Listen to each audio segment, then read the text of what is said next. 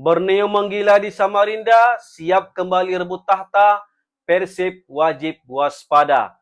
Nah, kata itulah yang dapat menggambarkan situasi klub kebanggaan warga Samarinda, yaitu Borneo FC, yang mana secara mengejutkan melibas habis tamunya Persebaya di Stadion Segiri pada Pekan 25 Liga Super Indonesia. Apa yang sebenarnya terjadi di Samarinda?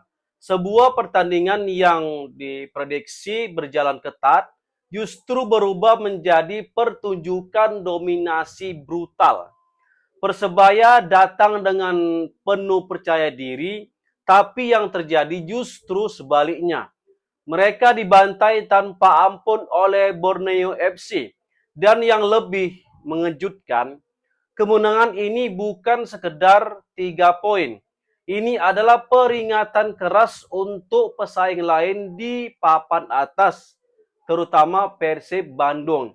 Karena jika Borneo FC bermain seperti ini lagi, siapapun bisa jadi korban berikutnya. Pertanyaannya adalah, kenapa Borneo FC bisa begitu dominan sehingga membuat Persebaya benar-benar rapuh? Dan yang paling penting, kenapa Persib Bandung harus mulai waspada? Nah, itu dia, menarik kita bahas. Wah, gila teman-teman. Pertandingan semalam itu betul-betul di luar prediksi kita semua. Siapa di sini yang nonton sampai habis? Kalau aku nonton mulai menit 30-an ke atas karena sholat tarawih dulu. Jadi aku ingin memberikan analisa sederhana dari menit 30 ke atas sampai akhir pertandingan. Kalau teman-teman rasa analisa ini kurang pas, silakan counter di kolom komentar. Sejak menit pertama pertandingan, satu hal langsung terlihat jelas. Borneo FC bermain dengan tempo dan intensitas yang jauh lebih tinggi. Pressing mereka sangat agresif. Setiap pemain Persebaya yang menguasai bola langsung dikepung 2 hingga 3 pemain. Akibatnya, Persebaya hampir tidak punya waktu untuk membangun serangan dengan nyaman. Lini tengah mereka benar-benar dimatikan. Dari Morera hingga Rivera betul-betul nggak kelihatan pada pertandingan ini. Borneo FC juga menunjukkan organisasi permainan yang sangat rapi. Ketika menyerang, mereka sangat cepat. Namun ketika kehilangan bola, mereka langsung melakukan counter press. Ini yang membuat Persebaya terus berada dalam tekanan. Ketika Borneo FC sudah menemukan ritme seperti ini, mereka menjadi tim yang sulit dihentikan. Wow, wow, wow, wow. Nah, sekarang kita lihat dari sisi Persebaya pula, teman-teman. Kenapa mereka bisa terlihat begitu kesulitan? Menurut hematku, masalah terbesar ada di transisi permainan. Saat kehilangan bola, lini belakang terlalu terbuka. Padahal Persebaya di eranya Tapares ini, lini belakang mereka sangat kuat, solid. Tapi kenapa di laga ini mereka begitu rapuh? Borneo FC berkali-kali memanfaatkan ruang kosong di sisi sayap. Selain itu, kondisi pertahanan Persebaya terlihat kurang solid. Jadi mudah ditembus oleh pemain Borneo FC. Walaupun kita lihat di menit-menit awal atau menit berapa tuh ya. Pokoknya di menit 20 sampai 30-an agak sulit nih Borneo FC untuk menembus lini pertahanan Persebaya. Tapi ada beberapa momen di mana jarak antar pemain terlalu jauh. Nah, di sini letak kecerdasan pelatih Borneo FC, yaitu Fabio Lepundes. Ia menginstruksikan anak asuhnya untuk melakukan tendangan-tendangan di luar kotak penalti. Dan pas pula ya kan, Borneo FC ini mempunyai pemain spesialis tendangan geledek, yaitu Juan Pila. Pemain ini betul-betul tidak berhenti cetak gol dengan tendangan roketnya di 2 atau 3 pertandingan terakhir. Gila nih pemain teman-teman. Mana masih muda lagi pula ya kan. Umurnya masih 26 kira-kira. Bisalah Persib nego dengan dia ya kan.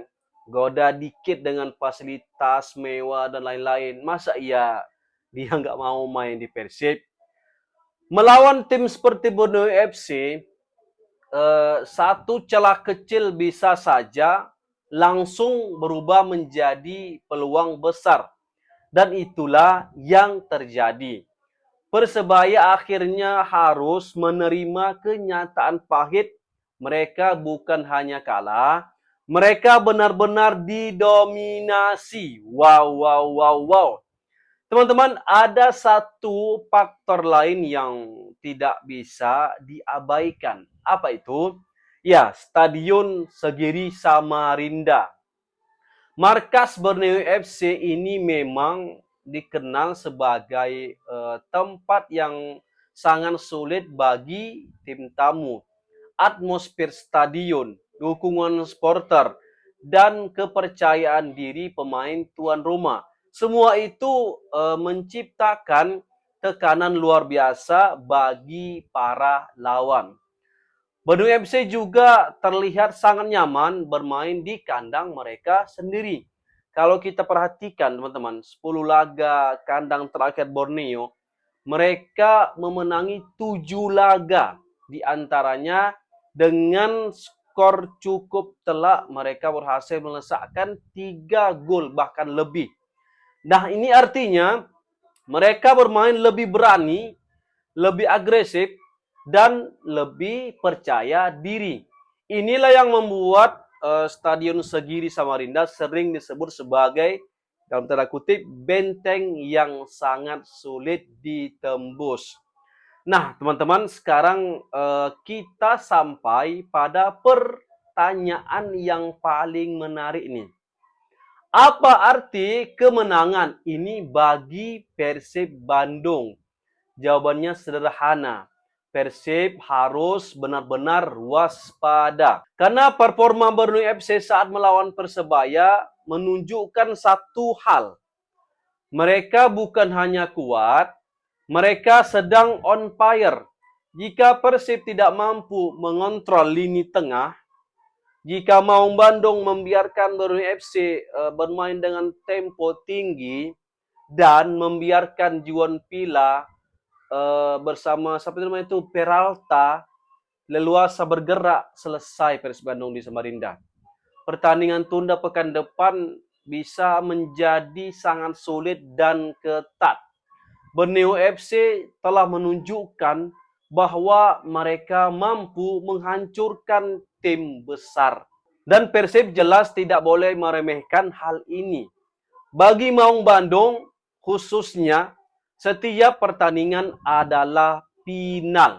Jangan sampai tergelincir.